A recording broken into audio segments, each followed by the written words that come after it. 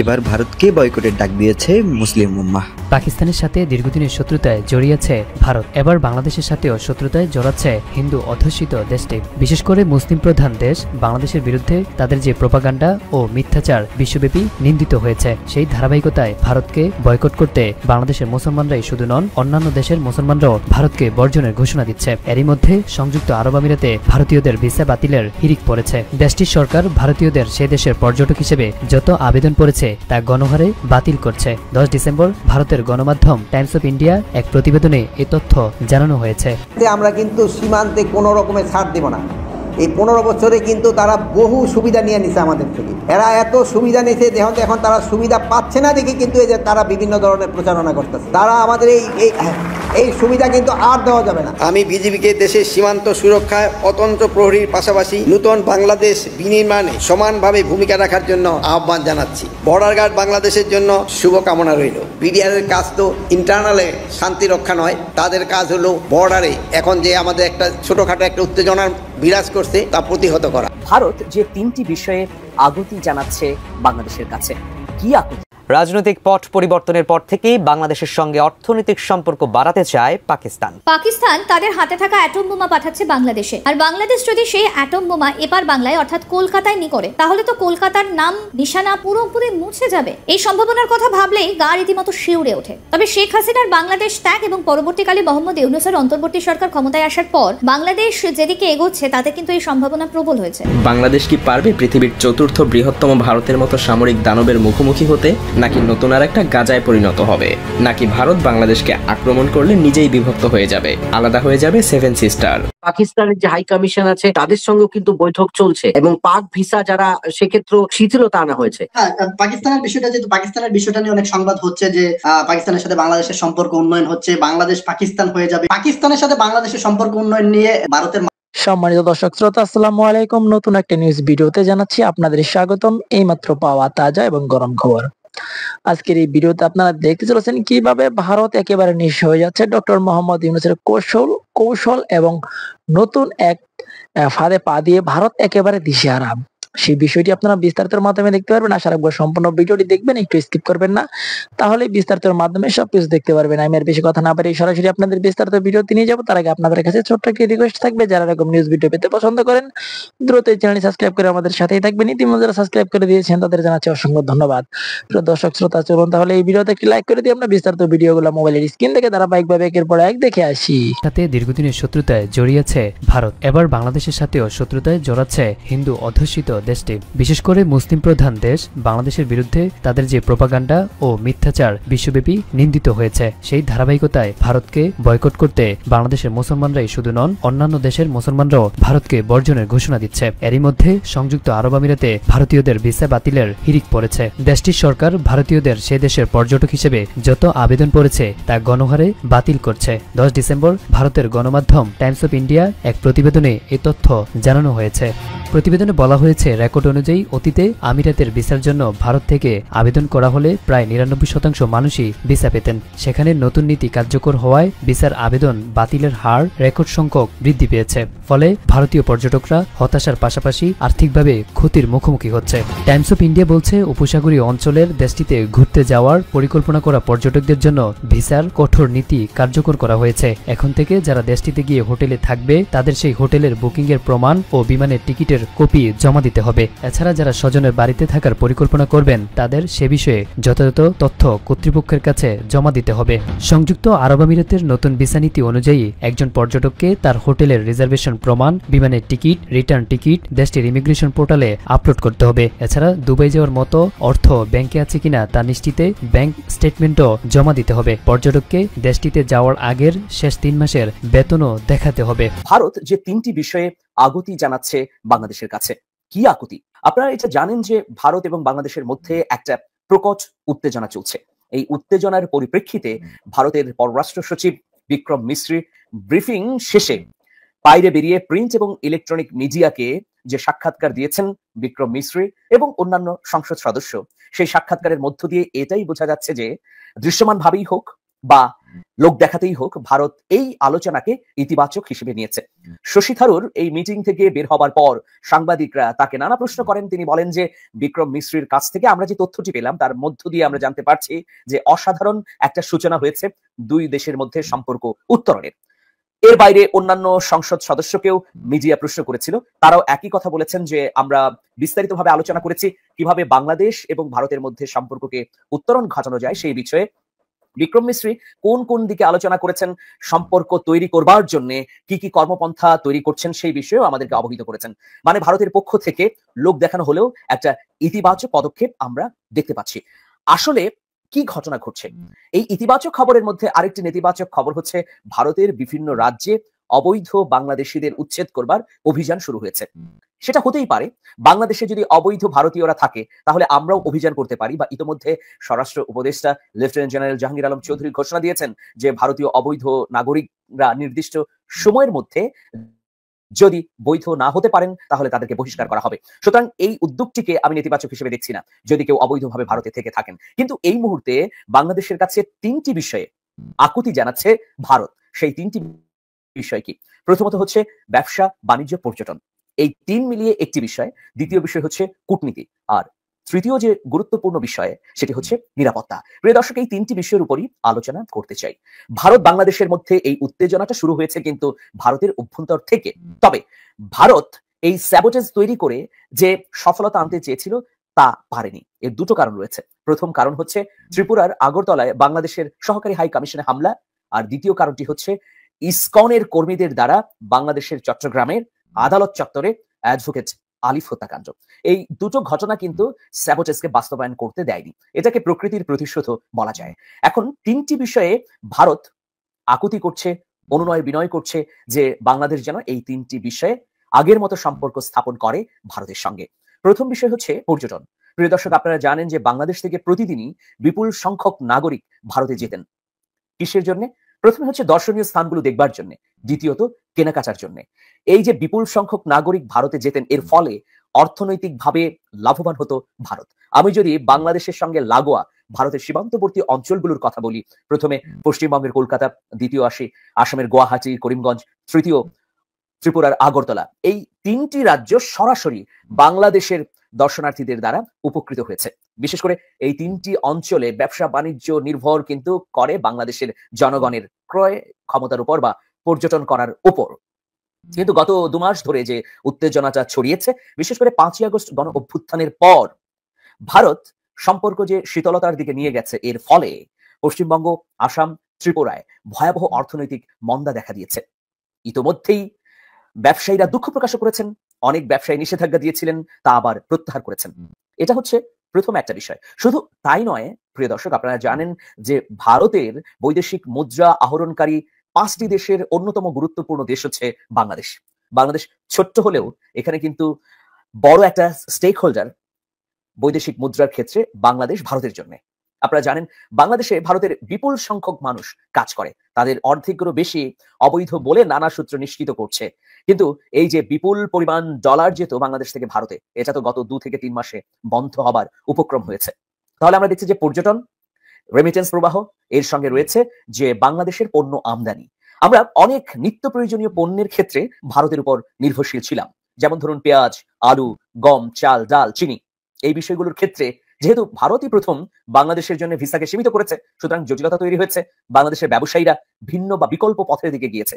যেমন পেঁয়াজ বা চিনির ক্ষেত্রেই বলি, পাকিস্তানের দিকে হাত বাড়িয়েছে বাংলাদেশ, তুরস্ক, চীন, মিয়ানমারের কাছ থেকেও এখন পেঁয়াজ, চিনি এবং অন্যান্য নিত্য প্রয়োজনীয় সামগ্রী নিচ্ছে। আসলে পৃথিবীতে কেউ যদি সহযোগিতা না করে, বা পৃথিবীতে কেউ কিন্তু অপরিহার্য নয়। যদিও প্রতিবেশী কখনো বদলানো যায় না, কিন্তু কেউ যদি বলে যে আমি একমাত্র বিকল্প বা আমার কোনো বিকল্প নেই, আমি অপরিহার্য, তাহলে কিন্তু সেটা বড় ধরনের ভুল। আমরা গত 3 মাসে তাই দেখলাম। ভারত মনে করেছে যে নিত্য প্রয়োজনীয় সামগ্রী যদি বাংলাদেশ আমাদের কাছ থেকে না নেয় তাহলে একটা সংকট তৈরি হবে। ইতিমধ্যে বাংলাদেশের ব্যবসায়ীরা সেই সংকট কাটিয়ে বিকল্প পথ তৈরি করে ফেলেছে। সুতরাং এই ক্ষেত্রেও ভয়াবহ একটা পরিস্থিতি তৈরি হয়েছে ভারতে। একইভাবে আমি যদি ভারতের রপ্তানির বিষয়গুলো দেখি, তাহলে ভারত বাংলাদেশ থেকে যে পণ্যগুলো আমদানি করে, যেমন মাছ, বিপুল সংকট তৈরি হয়েছে এই মাছ না যাবার কারণে ভারতে, বিশেষ করে আসাম এবং ত্রিপুরা অঞ্চলে। কারণ পুরোপুরি এই দুটো অঞ্চল মাছের জন্য বাংলাদেশের উপর নির্ভর করে। ফলে এই ধরনের উত্তেজনার মধ্যেও কিন্তু টনকে টন মাছ গিয়েছে ত্রিপুরা, পশ্চিমবঙ্গ এবং আসামে। প্রিয় দর্শক, এর বাইরে আমরা দেখছি যে পশ্চিমবঙ্গের কলকাতার নিউ মার্কেটের একটা উদাহরণ যদি সামনে রেখি, একদম শুনশান পরিবেশ, সেখানকার হোটেল, হাসপাতাল, রেস্টুরেন্ট গুলো একেবারে ফাঁকা, কোনো দর্শনার্থী নেই, কারণ ওই অঞ্চলের ব্যবসা বাণিজ্য বাংলাদেশিদের উপরই নির্ভর করতো। একইভাবে ত্রিপুরার আগরতলার ক্ষেত্রেও বলা যায়। সুতরাং ভয়াবহ একটা সংকট তৈরি হয়েছে। এখন দুঃখ প্রকাশ করে বা ক্ষমা চেয়েও আগের অবস্থা ফেরাতে পারছে না ওই অঞ্চলগুলোর ব্যবসায়ী প্রতিষ্ঠানগুলো। চারদিকে যেন শুধু যুদ্ধ আর যুদ্ধ। এই যুদ্ধের বিষাক্ত বাতাস যেন ভারত বাংলাদেশেও এসে পড়েছে। যে কোনো মুহূর্তে ভারত বাংলাদেশে আক্রমণ করতে পারে, কারণ সাম্প্রতিক সময়ে ভারতের সবচাইতে বড় মাথা ব্যথার কারণ হয়ে দাঁড়িয়েছে বাংলাদেশের রাজনৈতিক প্লট পরিবর্তন। বাংলাদেশ আর কারো নিয়ন্ত্রণে নেই, আর এ কারণেই তারা বাংলাদেশকে পরোক্ষভাবে দখল করার হুমকি দিয়ে আসছে প্রতিনিয়ত। যদিও এগুলোকে রাজনৈতিক বক্তব্য বলেই উড়িয়ে দেওয়া যায়, কিন্তু আসলেই যদি ভারত এমনটা করার চিন্তা করে থাকে তাহলে কি পরিস্থিতি দাঁড়াবে? বাংলাদেশ কি পারবে পৃথিবীর চতুর্থ বৃহত্তম ভারতের মতো সামরিক দানবের মুখোমুখি হতে, নাকি নতুন আর একটা গাজায় পরিণত হবে? নাকি ভারত বাংলাদেশকে আক্রমণ করলে নিজেই বিভক্ত হয়ে যাবে, আলাদা হয়ে যাবে সেভেন সিস্টার? আজ চলুন সেই বিশ্লেষণই করা যাক। ভারতীয় সেনাবাহিনীর সংখ্যা প্রায় 13 লাখ, যা চীনের পর পৃথিবীর দ্বিতীয় সর্বোচ্চ সৈন্যের অধিকারী দেশ। তবে ভারতের সেনাবাহিনীর একটা বড় অংশ তাদের অভ্যন্তরীণ নিরাপত্তায় নিয়োজিত আছে। কাশ্মীর, মধ্যপ্রদেশ এবং পূর্বাঞ্চলের 7টা রাজ্যের, যাদেরকে আমরা সেভেন সিস্টার হিসেবে জানি, সেখানকার বিদ্রোহীদের দমন করতে ভারতীয় সেনাবাহিনীর একটা বিশাল অংশ সেখানে নিয়োজিত আছে, আর তাদেরকে সেখানে থাকতেই হবে। তা না হলে সেভেন সিস্টার সহ আরো বেশ কিছু রাজ্য বিভক্ত হয়ে যাওয়ার প্রবল সম্ভাবনা আছে। অন্যদিকে পাকিস্তানের সেনাবাহিনীর অ্যাক্টিভ রিজার্ভ সবকিছু মিলিয়ে সংখ্যা প্রায় 7 লাখের কাছাকাছি, যাদের একটা বড় অংশ সবসময় ভারতকে আক্রমণ করার সুযোগ খুঁজতে মুখিয়ে থাকে। আর এতে করে ভারতীয় সেনাবাহিনীর অন্ততপক্ষে 8 লাখ সৈন্য প্রয়োজন পাকিস্তান এবং নিজেদের অভ্যন্তরীণ সব সংকট মোকাবেলা করতেই। এখানেই শেষ না, ভারতকে অবশ্যই চীনের আগ্রাসন থেকে বাঁচার জন্য আরো 3 লক্ষ সেনাবাহিনী চীন ভারত সীমান্তে সবসময় মোতায়েন রাখতে হয়। কিন্তু অবশিষ্ট 2 লাখ সৈন্য নিয়ে ভারত যদি বাংলাদেশে আক্রমণ করতে চায়, তবে সেটা যেন ভারতের জন্য হবে নিজের পায়ে নিজের কুড়াল মারার মতো। কেন বলছি এই কথা? কারণ সামরিক বিশেষজ্ঞরা মনে করেন কোন দেশকে দখল করতে গেলে সেই দেশের শক্তির চাইতে 3 গুণ সৈন্য থাকা প্রয়োজন। মজার ব্যাপার হলো, আপনি যুদ্ধ বিমান দিয়ে শত্রুর দেশকে শুধু ধ্বংসই করতে পারবেন, কিন্তু দখলে নিতে গেলে অবশ্যই আপনাকে সেখানে মোতায়েন করতে হবে পদাতিক বাহিনী। আর তাই ভারতের 2 লাখ সৈন্য দিয়ে বাংলাদেশকে দখলে নেওয়া সম্ভব না, কারণ বাংলাদেশের সেনাবাহিনীর সংখ্যাও একেবারে কম না। আর তাই বলাই যায়, এই পরিস্থিতিতে ভারতীয় সেনাবাহিনীর জন্য বাংলাদেশকে আক্রমণ করা অসম্ভব হয়ে দাঁড়াবে। তবে এখানে চীন পাকিস্তান নিজেদের স্বার্থে ভারতকে সীমান্ত থেকে দূরে ব্যস্ত রাখতে বাংলাদেশকে অস্ত্র দিয়ে সহযোগিতা করার সম্ভাবনা অনেক বেশি, যা ভারতের জন্য কাল হয়ে দাঁড়াতে পারে। কিন্তু ভারতের সক্ষমতা কিন্তু এখানেই শেষ না, কারণ তাদের আছে পৃথিবীর অন্যতম আধুনিক এবং বিশাল শক্তির বিমান বাহিনী। তবে মজার ব্যাপার হলো, তাদের সেখানেও রয়েছে বেশ দুর্বলতা, কারণ তাদের পর্যাপ্ত যুদ্ধ বিমান আছে ঠিকই, কিন্তু লজিস্টিক সহযোগিতা করার সক্ষমতা অতটাও নেই। কারণ ভারতীয় বিমান বাহিনীর কাছে মাত্র 10টা হেভিওয়েট পরিবহন বিমান এবং 30টা মিডিয়াম ক্যাটাগরির লজিস্টিক বিমান রয়েছে। অথচ ভারতের মতো একটা বিশাল দেশে সৈন্য এবং রসদ মোতায়েন করতে এই কিছু ট্রান্সপোর্ট বিমান কোনোভাবেই যথেষ্ট হবে না। যেমন 2020 সালে চীনের সংঘর্ষের সময় ভারতের ট্রান্সপোর্ট ফ্লাইটের অভাব স্পষ্ট হয়ে উঠেছিল। বেশ কয়েক সপ্তাহ সময় লেগেছিল ভারতের সৈন্য এবং সরঞ্জাম মোতায়েন করতে।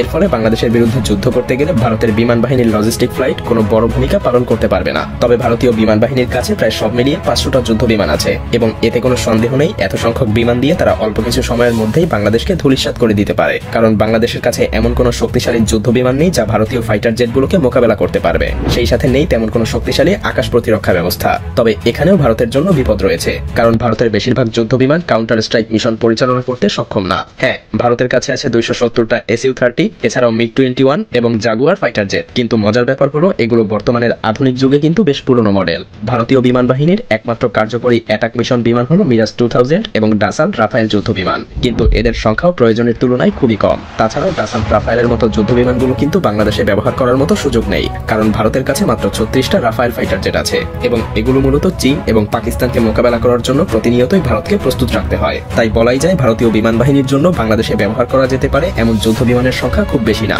ভারতের বিমান বাহিনী একদিকে যুদ্ধ বিমানের সংকটে ভুগছে, অন্যদিকে পাকিস্তানের কাছে রয়েছে বিপুল সংখ্যক জেট এবং F-16 যুদ্ধ বিমান, যার সামনে ভারতীয় রাফায়েল যুদ্ধ বিমানও যথেষ্ট কার্যকরী হওয়ার সম্ভাবনা খুবই কম। এদিকে চীনের বিমান বাহিনীর তুলনায় ভারতের বিমান বাহিনীর সামরিক শক্তি অনেক পিছিয়ে। সুতরাং 40টা মিরাজ 2000 দিয়ে বাংলাদেশে আক্রমণ চালানো ভারতের জন্য অসম্ভব। ভারতের বিমান বাহিনী মাত্র কয়েকটা স্থানে সাপোর্ট দিতে সক্ষম হবে, যা প্রয়োজনের তুলনায় একেবারেই কম। তাছাড়া গ্রাউন্ড স্ট্রাইক মিশনে ম্যানপেড সিস্টেমের কারণে নিয়মিত যুদ্ধ বিমান ধ্বংস হবে, যার ফলে ভারতীয় বিমান বাহিনীর শক্তি ধীরে ধীরে কমে যাবে। আর এটাও এটাও মনে রাখতে হবে ধীরে ধীরে বাংলাদেশও পরিণত হবে যুদ্ধক্ষেত্রে, প্রাণ হারাতে থাকবে হাজার হাজার নিরীহ মানুষ। তবে এর মানে এই নয় যে বাংলাদেশের সামরিক শক্তি একদম পিছিয়ে আছে। এখানে বাংলাদেশও মিলিটারি শক্তির দিক থেকে যথেষ্ট শক্তিশালী একটা দেশ। তাছাড়া বাংলাদেশ সেনাবাহিনী প্রতিনিয়ত নতুন নতুন অস্ত্রশস্ত্র ক্রয়ের দিকে মনোযোগী হচ্ছে। সেই সাথে আপনাকে এটাও মনে রাখতে হবে বাংলাদেশ সেনাবাহিনী বর্তমানে দক্ষিণ এশিয়ার তৃতীয় বৃহত্তম শক্তিশালী বাহিনী, এবং এই বাহিনী দেশের যে কোনো বিপদের সময় নিজেদের সবকিছু দিয়ে লড়াই করতে প্রস্তুত। এমনকি এটা বললেও ভুল হবে না যে বাংলাদেশ সেনাবাহিনীর পেশাদারিত্ব এবং দক্ষতা ভারতীয় সেনাবাহিনীর চাইতে অনেক এগিয়ে, কারণ বাংলাদেশ সেনাবাহিনী এখন পর্যন্ত পৃথিবীর 43টা দেশে প্রতিনিয়ত যুদ্ধ করার অভিজ্ঞতা লাভ করছে। বিপরীতে ভারতীয় সেনাবাহিনীর যুদ্ধের অভিজ্ঞতা আন্তর্জাতিকভাবে খুবই সীমিত।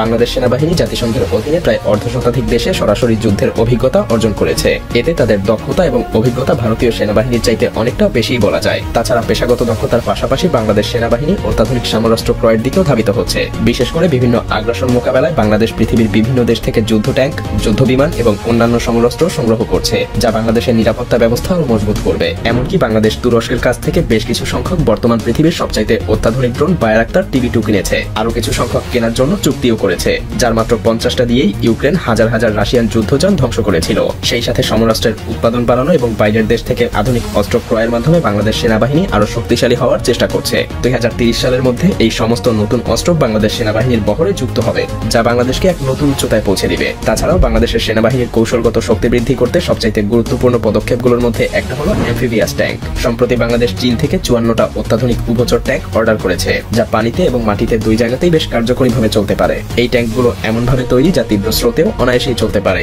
এগুলো বিশেষ ধরনের হামলা চালানোর জন্য অত্যন্ত কার্যকরী, যা বাংলাদেশের প্রতিরক্ষা শক্তি আরো মজবুত করবে। আর তাছাড়া চীন ভারতের কাছে এই ট্যাঙ্কগুলো বিক্রিও করবে না। তবে পরিশেষে আমাদেরকে একটা কথা মনে রাখতে হবে যে যুদ্ধ কখনো শান্তি বয়ে আনতে পারে না, কারণ ভারত যদি বাংলাদেশের উপরে আক্রমণ করে তবে হয়তো তারা দখল করতে পারবে না, তবে ধ্বংসস্তূপে পরিণত হতে পারে বাংলাদেশ। প্রাণ হারাবে হাজার হাজার লাখ লাখ মানুষ। এমনকি ভারতের জন্যও রয়েছে অশনি সংকেত, কারণ বাংলাদেশের সাথে যুদ্ধে ব্যস্ত থাকলে চীন এবং পাকিস্তান অবশ্যই ভারতীয় মানচিত্রে আক্রমণ করতে দ্বিধাবোধ করবে না। আর সেভেন সিস্টার আলাদা হওয়ার জন্য তাদের নিরস্ত্র আন্দোলনকে হয়তো সশস্ত্র আন্দোলনে পরিণত করতে পারে। এমন ভয়াবহ কিছু হলে দুইটা দেশই ক্ষতিগ্রস্ত হবে। আর তাই প্রতিবেশী দুইটা দেশের জনগণের উচিত এমন কোনো উস্কানিমূলক কার্যক্রম না করা যাতে দুই দেশের মধ্যে বন্ধুত্বপূর্ণ সম্পর্কের পরিবর্তে শত্রুতার সৃষ্টি হয়, কারণ এতে উভয় দেশই ক্ষতিগ্রস্ত হবে।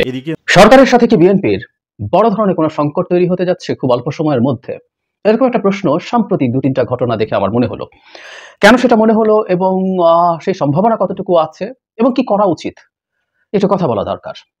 আমরা খেয়াল করেছি সাম্প্রতিক সময়ে জনাব নাহিদ উপদেষ্টা একটা মন্তব্য করেছেন রাজনৈতিক দলগুলোকে নিয়ে, যেটা আসলে খুবই খুবই বড় ধরনের কনফিউশন তৈরি করবে। সেটার পাল্টা জবাব জনাব মির্জা ফখরুল ইসলাম আলমগীর দিয়েছেন। এই পাল্টাপাল্টি শুরু হয়েছে এবং কথাগুলো বেশ কঠোর। তার আগে আমি জনাব মির্জা ফখরুল ইসলাম আলমগীর লন্ডন যখন গিয়েছিলেন সেখানে থাকতে একটা মন্তব্য করেছেন, সেটা আগে একটু কথা বলে নিতে চাই, পরে গুরুত্বপূর্ণ অংশটায় আসছি। কিছুদিন আগে তিনি গেছেন এবং সম্ভবত 2-1 দিনের মধ্যেই আগেই তিনি ফিরেছেন দেশে। সেখানে তিনি নানান অনুষ্ঠানে যোগ দিয়েছেন, সেখানে কথাবার্তা বলেছেন। সেখানে সংবিধান নিয়ে তিনি যেভাবে কথা বলেছেন তার ভাষা আমরা একটু খেয়াল করব। মানবজমিনের হেডলাইন, সংবিধান পরিবর্তনের দায়িত্ব জনগণের, অন্য কারো নয়। আপনারা কারা? তিনি বলছেন সংবিধান পরিবর্তনে বিএনপির দ্বিমত নেই, সেটা সংবিধান পরিবর্তন বা নতুন করে লিখন যাই হোক না কেন, কিন্তু প্রশ্ন হচ্ছে কে করবে, এটি করার এখতিয়ার কার? সংবিধান পরিবর্তনের দায়িত্ব হচ্ছে জনগণের, আর জনগণের মালিকানার প্রতিফলন হয় সংসদে। কিন্তু কেউ কেউ বলছেন যে আমরা করে ফেলবো। আপনারা কারা? আপনাদের ম্যান্ডেট কোথায়? কেউ কেউ বলছেন জুলাই আগস্টের ম্যান্ডেট। এটা এভাবে বলা যায় না। আমরা বিএনপির পক্ষ থেকে সংবিধান সংশোধন কিভাবে হবে, কারা করবেন, সেটা নির্বাচিত সরকারের পক্ষ থেকেই হওয়া উচিত, এই ধরনের আলাপ আগে ছিল। কিন্তু আমরা লন্ডনে বসে জনাব আলমগীর যে ভাষায় এটাকে ডিনাউন্স করছেন, ভাষাটা খুবই কঠোর ছিল। তার মানে আমরা এটুকু বুঝতে পারছি যে সরকার যদি কোনো সংবিধান সংশোধনের মতো পরিস্থিতি তৈরি করে বা তৈরি হয়, সেটা বিএনপি এই সরকারের সময় সেটা হোক, সেটা কঠোরভাবে চাইবে না। এবং জানি না যদি সরকারের সেদিকে এগিয়ে যায় তারা কি করবে, সেটা প্রতিরোধেরও তাদের দিক থেকে বা অ্যাটলিস্ট চাপ দেওয়ার চেষ্টা তাদের দিক থেকে করবে কিনা এই আলাপ আছে। যদি আমরা এর মধ্যেই জানি সংবিধান সংস্কার কমিশন একটা তৈরি হয়েছে, তারা ফুল সুইং কাজ করছেন, নিজেরা তারা কাজ করছেন, তারা সমাজের বিভিন্ন স্টেক হোল্ডারদের সাথে বসেছেন, কথা বলছেন, অপিনিয়ন নিয়েছেন, তারা তাদের রিপোর্টেরও চূড়ান্ত পর্যায়ের খুব কাছাকাছি পৌঁছে গেছেন। এবং এই রিপোর্ট নিয়ে সাথে আরও অন্যান্য কমিশনের রিপোর্ট নিয়ে প্রধান উপদেষ্টা বারবার বলেছেন দলগুলোর সাথে আলোচনায় বসবেন। কিন্তু বিএনপি যখন বলছে যে তারা সংবিধান সংশোধন করার জন্য আপনারা কারা, মানে এই যে আপনারা কারা, the language is very strong, তো তাহলে সংবিধান সংক্রান্ত আলোচনায় তারা আদৌ বসবেন কিনা সেটা প্রশ্ন আছে। যদিও প্রত্যেকটা কমিশনে বিএনপি তাদের সংস্কারের প্রস্তাবনা দিয়েছে, সংবিধান সংস্কারে দিয়েছে। সো তার মানে আমরা যেটা ধারণা করতে পারি বিএনপি হয়তো আলোচনা করবে, কিন্তু সংবিধান সংশোধন এই সরকার করার মতো কোনো পথ বের করুক, আমিও টেকনিক্যালিটিজে ঢুকছি না কিভাবে সংবিধান সংশোধন হতে পারে, সেই জায়গাটায় সম্ভবত বিএনপি খুব শক্তভাবে দাঁড়াবে। এবং সেটা যদি হয় সরকারের সাথে, এটা নিয়ে বিএনপির একটা সংঘাতময় পরিস্থিতি তৈরি হতে পারে। আরেকটা ব্যাপার হচ্ছে, এটা খুবই টাফ একটা কথা এবং এটা নিয়ে আমি ধারণা করি যে সামনে খুব বড় সমস্যা হবে। হেডলাইন প্রথম আলোর এরকম, রাজনৈতিক দলগুলো অন্তর্বর্তী সরকারকে ব্যর্থ প্রমাণ করার চেষ্টা করছে। মানে একেবারে ভয়ঙ্কর একটা অভিযোগ জনাব নাহিদ ইসলাম করেছেন। তিনি বলেছেন রাজনৈতিক দলগুলো চাচ্ছে তাদের অধীনে সংস্কার হোক, তাই তারা বর্তমান অন্তর্বর্তী সরকারকে ব্যর্থ প্রমাণ করার চেষ্টা করছে। তারা সংস্কারের পরিবর্তে নির্বাচনকে বেশি প্রাধান্য দিচ্ছে। এখানে British global partners governance GPG এদের প্রতিনিধিদের সাক্ষাৎকারে এই কথাগুলো বলেছেন বলে বলা হচ্ছে। এখানে স্কটিশ পার্লামেন্টের সাবেক সদস্য এসেছেন, কি কি চ্যালেঞ্জ আছে তিনি সেগুলো সব বলছেন, কি কি আছে না আছে। অপপ্রচারের কথা বলেছেন, দেশের বাইরে ঘরে নানান রকম সংকট চলছে, এগুলো সব যোগ করেছেন। কিন্তু জনাব নাহিদ স্পষ্টভাবে বলছেন যে যেহেতু তারা সংস্কার চায় না রাজনৈতিক দলগুলো, তাই তারা অন্তর্বর্তী সরকারকে ব্যর্থ প্রমাণ করার চেষ্টা করছেন। কারণ যুক্তিটা এইরকম, ব্যর্থ যদি প্রমাণিত হন তারা খুব বেশি দিন ক্ষমতায় থাকতে পারবেন না, তারা সংস্কার করতে পারবেন না, এবং রাজনৈতিক দলগুলো এটাই চাইছে। অত্যন্ত মারাত্মক একটা বক্তব্য। মির্জা ফখরুল ইসলাম আলমগীর এটাকে রেসপন্ড করেছেন, রেসপন্ড করার কথা।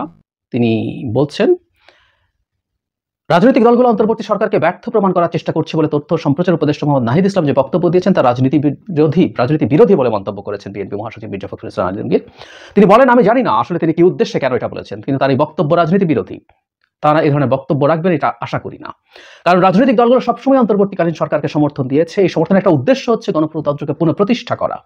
সেটার জন্য আমরা কাজ করছি গত 15 বছর ধরে। আমরা সংগ্রাম লড়াই করেছি। উনি কি উদ্দেশ্যে কেন বলেছেন আমি জানি না। উনি ঢাকা ফেরা মাত্র ওনাকে এই প্রশ্নটা সাংবাদিকরা করেছেন, কারণ এটা খুবই গুরুত্বপূর্ণ একটা প্রশ্ন, সেটার জবাব তিনি এভাবে দিয়েছেন।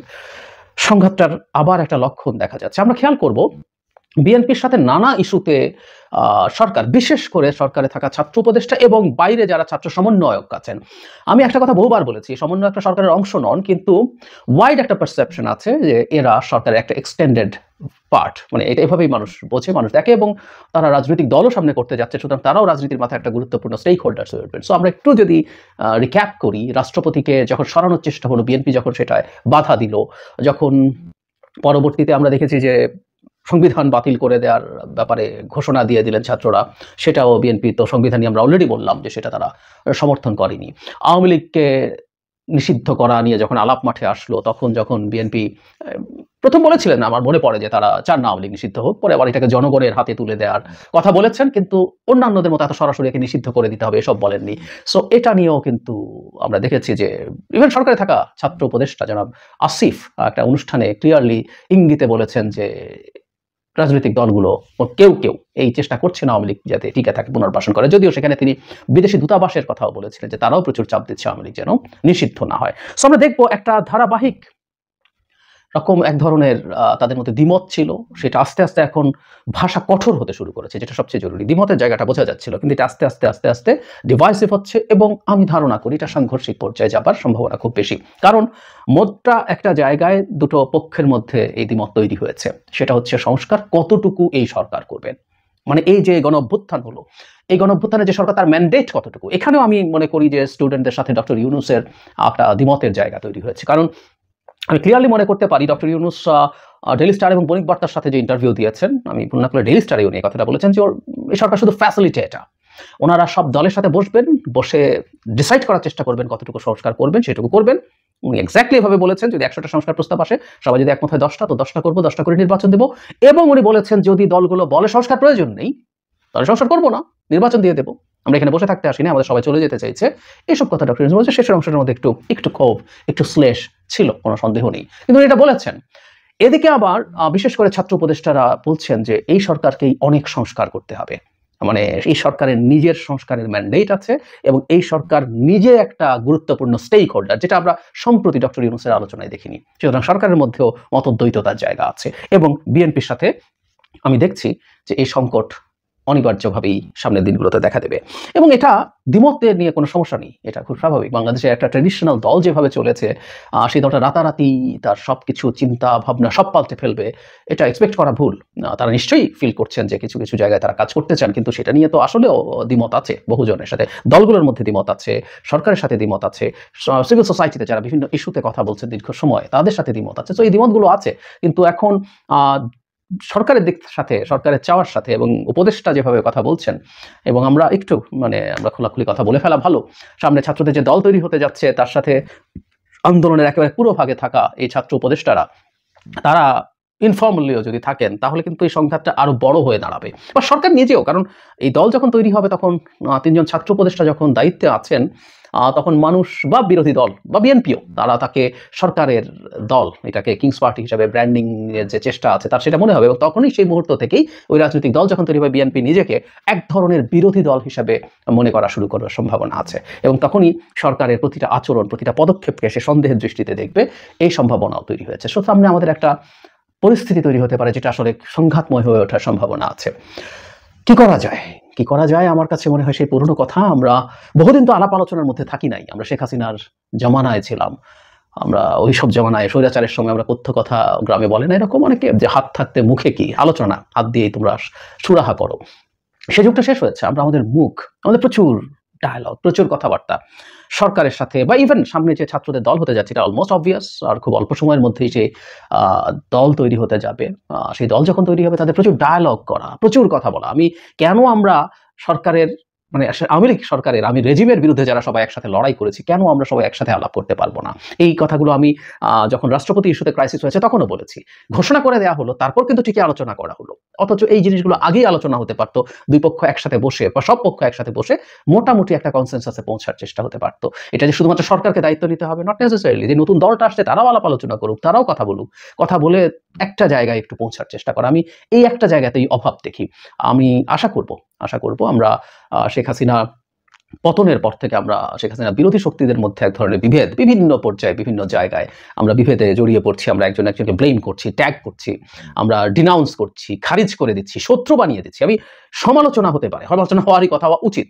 আমরা সবাই সঠিক কাজ করি না, আবার আমরা কেউ সঠিক করলেও কারো দৃষ্টিভঙ্গিতে সেটা ভুল মনে হতে পারে, সমালোচনা হতে পারে, কিন্তু আমরা এই যে পরস্পরকে খারিজ করছি, শত্রু পক্ষ বানিয়ে দিচ্ছি, দ্যাটস ভেরি ব্যাড। বিএনপি দীর্ঘ লম্বা সময় শেখ হাসিনার বিরুদ্ধে লড়াই এবং সর্বশেষ অভ্যুত্থানের সময় খুবই গুরুত্বপূর্ণ ভূমিকা পালন করেছে, ছাত্ররা তো করেছেই। সো এই পক্ষগুলো পরস্পরের মধ্যে যাতে এই সময় এরকম বিভেদে জড়িয়ে না পড়েন, আমি বারবার বলছি, তাদের মধ্যে প্রচুর আলোচনা, প্রচুর যোগাযোগ থাকা খুবই জরুরি। প্রিয় দেশবাসী, শুরু থেকে শেষ পর্যন্ত যারা এই ভিডিওটি দেখেছেন সকলকে জানাই অসংখ্য ধন্যবাদ। যারা এরকম নিউজ ভিডিওতে পেতে পছন্দ করেন তারা অবশ্যই এই চ্যানেলটি সাবস্ক্রাইব করে পাশে থাকা বেল আইকনটি বাজিয়ে দিবেন। যারা এখন এই ভিডিওটি শেয়ার করেননি, এই ভিডিওটি দ্রুত শেয়ার করে সকলকে দেখার সুযোগ করে দিন। আজকের মতন এই পর্যন্ত, দেখা হচ্ছে পরবর্তী কোনো ভিডিও নিয়ে ইনশাল্লাহ।